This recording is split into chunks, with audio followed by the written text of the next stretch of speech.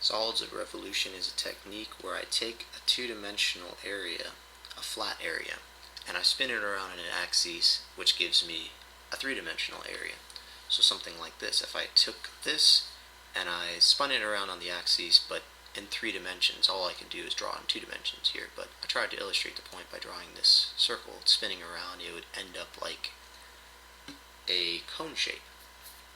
And I can find what the volume of that cone is using the volume integration techniques. So what this is going to involve is going to set up a volume problem like I had been doing before, but the extra step is going to be a area between curves problem. So what I do is I set this up like a volume problem that I had been doing earlier. I find the volume of this and then I subtract it from the volume of this is essentially what is going on. And then the difference will be the area in between, and then when I spin that around it will be a volume. So what's going on here, I've got this cone shape, so the best way to find the area for this shape would be to make a bunch of little disks like this. So I'm going to set up these functions as giving me an area. In order to get a volume, I need, at least in 2 dimensions, I'm going to need a function that gives me an area, and then when I integrate it gives me a volume. So I'm going to set up the top and bottom parts as functions giving a circle. And then I'm going to subtract the two, and then when I integrate it, it will give me this disk shape. So the area for a circle is pi r squared.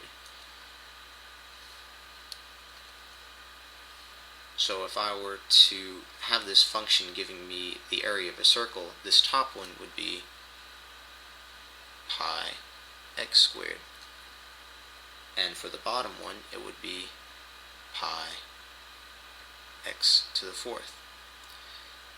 Now in order just to get this area, what I need to do is take the area of the top circle and subtract from it the area of the bottom circle.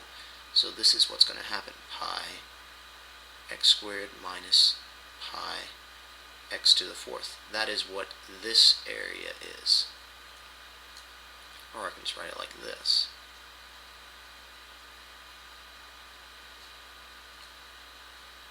And this is what I'm going to be integrating. Now when I integrate this, it's going to give me the volume of what this is going to be. It's going to give me the volume of this cone.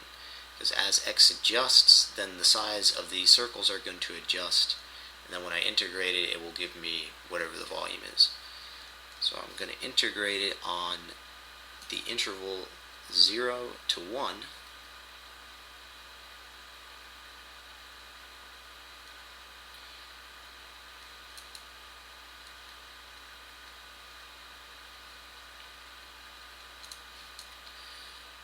Integrate this.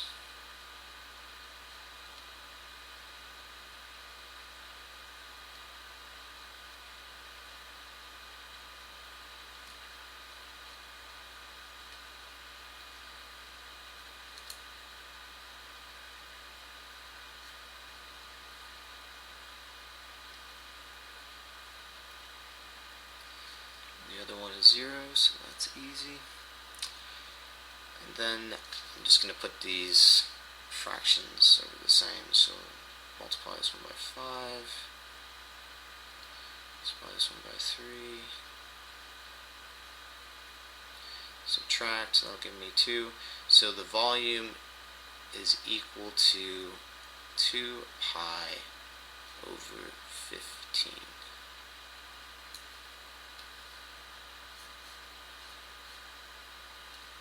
And that is the volume of this cone in 3 dimensions. I'm very poor at drawing, so I hope you forgive me. I'll try. So it'll be like this part.